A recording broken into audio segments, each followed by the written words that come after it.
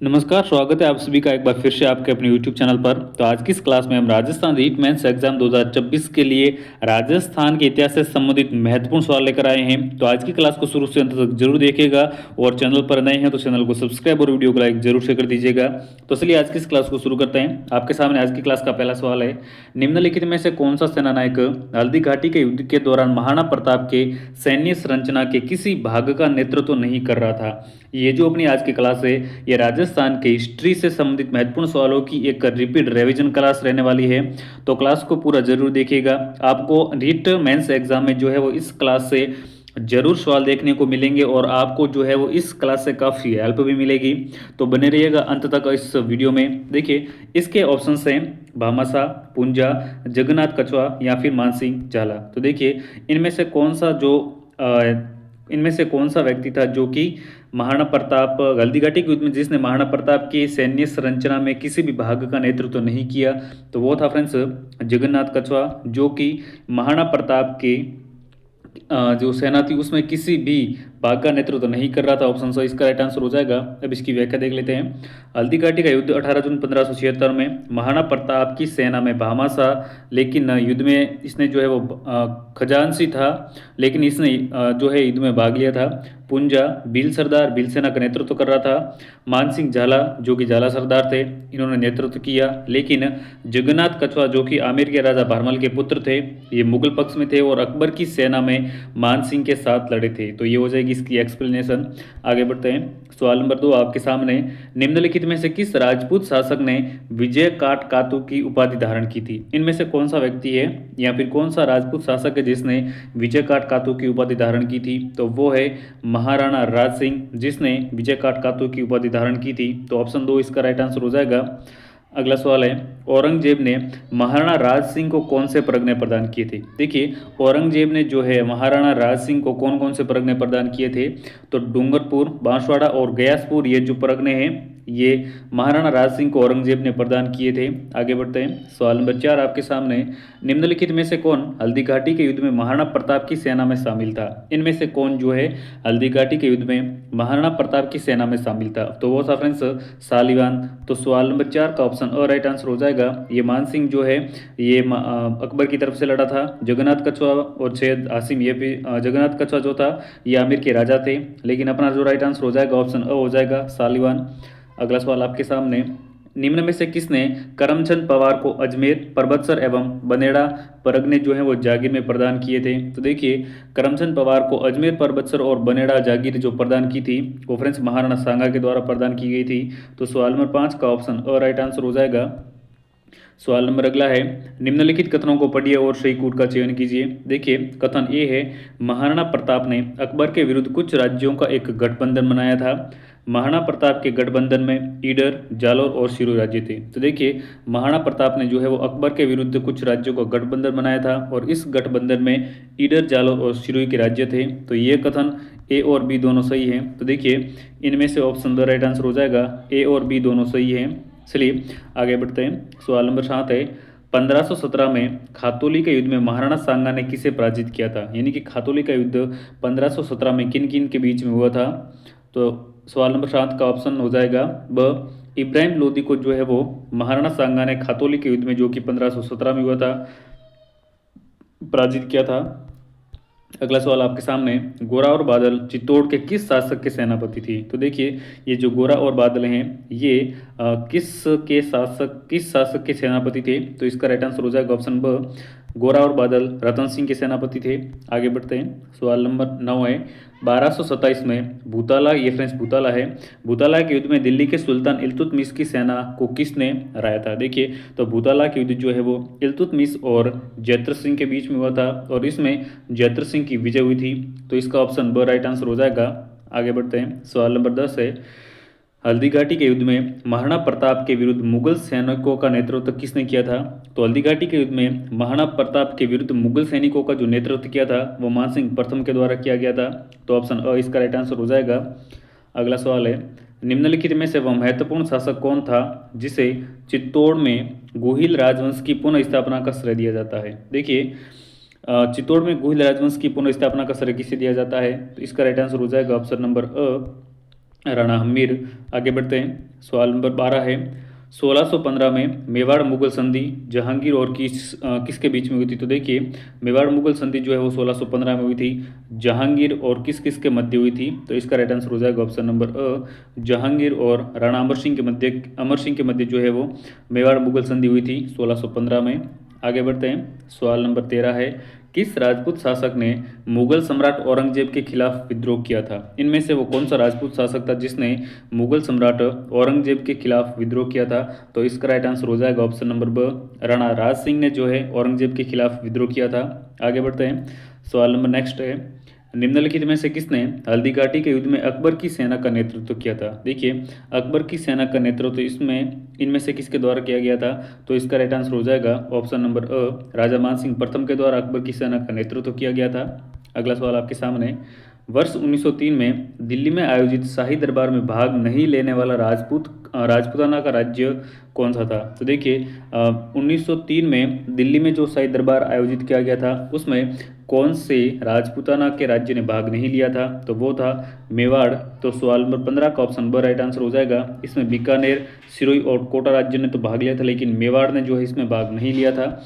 आगे बढ़ते हैं, सवाल नंबर 16 है, मेवाड़ राजवंश के संस्थापक कौन थे? तो देखिए, मेवाड़ राजवंश के संस्थापक बप्पा रावल थे, जिन्हें कालभोज के नाम से भी जाना जाता है। आगे बढ़ते हैं, सवाल नंबर 17 है, महाराणा कुंभा के बारे में निम्नलिखित कथनों में से कौन सा कथन जो है वो सही है? तो कथन ए है, मेवाड़ के महाराणा मोकल के सबसे ये जो मेवाड़ के महाराणा मोकल के सबसे बड़े पुत्र हैं। ये जो महाराणा कुंभा है ये मेवाड़ के महाराणा मोकल के सबसे बड़े पुत्र थे। कथन बी, इतिहास उन्हें एक ऐसे प्रभावशाली व्यक्ति के रूप में याद करता है जिसने कभी कोई बड़ा युद्ध नहीं हारा। तो ये जो कथन दोनों हैं ये महाराणा कुंभा के बारे में कथन ए और बी दोनों सही हैं। चलिए आगे बढ़ते हैं, सवाल नंबर 18 है, कीर्ति स्तंभ राजस्थान के किस शहर में स्थित है? तो ये तो आप सभी को पता ही होगा, कीर्ति स्तंभ जो है फ्रेंड्स चित्तौड़गढ़ में स्थित है। चलिए आगे बढ़ते हैं, इसकी व्याख्या देख लीजिए। इसका आंसर हो गया चित्तौड़गढ़। कीर्ति स्तंभ चित्तौड़गढ़ में स्थित है।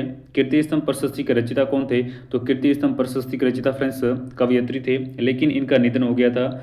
इसके कारण इस प्रशस्ति को उनके पुत्र कवि महेश ने पूरा किया। देखिए, वैसे तो कीर्ति स्तंभ के जो रचयिता हैं वो हैं कवयत्री, लेकिन इनकी मौत हो गई थी। इसके बाद में इस प्रशस्ति को जो है इनके पुत्र कवि महेश के द्वारा पूरा किया गया। इस पर तीसरी मंजिल पर जो है वो अरबी में 9 बार अल्लाह शब्द लिखा हुआ है। कीर्ति स्तंभ की तीसरी मंजिल पर जो है वो 9 बार अल्लाह शब्द भी लिखा हुआ है, तो ये भी आपको ध्यान में रखना है। आगे बढ़ते हैं, सवाल नंबर 19 है, 1756 में किन दो राज्यों ने संपानेर संधि पर हस्ताक्षर किए थे? देखिए, ये जो संपानेर की संधि है ये 1756 में मेवाड़ के विरुद्ध हुई थी। किन किन के मध्य ये जो संधि हुई थी? तो ये फ्रेंच संधि जो हुई थी मालवा के शासक महमूद खिलजी प्रथम और गुजरात के शासक कुतुबुद्दीन के मध्य ये संधि हुई थी मेवाड़ के विरुद्ध। चलिए आगे बढ़ते हैं, सवाल नंबर 20 आपके सामने, गुहिल वंश के बारे में निम्नलिखित कथनों पर विचार कीजिए। कथन ए है, कथन फर्स्ट, गुहिलों ने मेवाड़ पर शासन किया, सही है। कथन सेकंड है, उदयपुर, राजसमंद, चित्तौड़, प्रतापगढ़ और उनके आसपास के क्षेत्र को मेवाड़ के नाम से जाना जाता था, तो ये भी सही है। यानी कि इसका आंसर हो जाएगा कथन फर्स्ट और सेकंड दोनों सही है। चलिए आगे बढ़ते हैं, सवाल नंबर 21 आपके सामने, भूताला का युद्ध किस किस के मध्य लड़ा गया था? देखिए, काफ़ी अच्छा सवाल है और ये जो सारे सवाल है ये किसी न किसी एग्जाम में आए हुए सवाल हैं। देखिए, ये जो भूताला का युद्ध है किन किन के मध्य लड़ा गया था? तो फ्रेंड्स, भूताला का युद्ध जो है वो जैत्र सिंह और इल्तुतमिश के मध्य लड़ा गया था 1227 में, और इस युद्ध में जो है फ्रेंड्स जैत्र सिंह की विजय हुई थी। चलिए आगे बढ़ते हैं, इसका आंसर हो गया जैत्र सिंह और इल्तुतमिश। व्याख्या देख लीजिए, भूताला का युद्ध मेवाड़ के रावल जैत्र सिंह और दिल्ली के सुल्तान इल्तुतमिश के बीच में 1227 ईस्वी के आसपास लड़ा गया था, जिसमें रावल जैत्र सिंह की विजय हुई थी। तो ये हो जाएगी इसकी एक्सप्लेनेशन। आगे बढ़ते हैं, सवाल नंबर 22 है, इतिहासकार सीवी वेद ने किस गुहिल शासक की तुलना फ्रांसीसी सेनापति चार्ल्स मॉर्टल से की है? तो देखिए, सीवी वेद ने जो है वो कौन से गुहिल शासक की तुलना फ्रांसीसी सेनापति चार्ल्स मॉर्टल से की है? तो इसका राइट आंसर हो जाएगा ऑप्शन नंबर बप्पा रावल की तुलना इतिहासकार सीवी वेद ने जो है फ्रांसीसी सेनापति चार्ल्स मॉर्टल से की है। ऑप्शन इसका राइट आंसर हो जाएगा।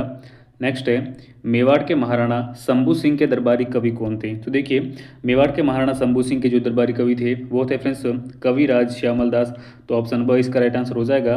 आगे बढ़ते हैं, सवाल नंबर 24 है, 1576 में हल्दी घाटी के युद्ध के दौरान मुगल सेना का मुख्य सेनापति निम्नलिखित में से कौन था? तो देखिए, हल्दी घाटी का युद्ध 18 जून 1576 को हुआ था। इसमें मुगल सेनापति का मुख्य सेनापति कौन था? तो इसका राइट आंसर हो जाएगा ऑप्शन नंबर ब।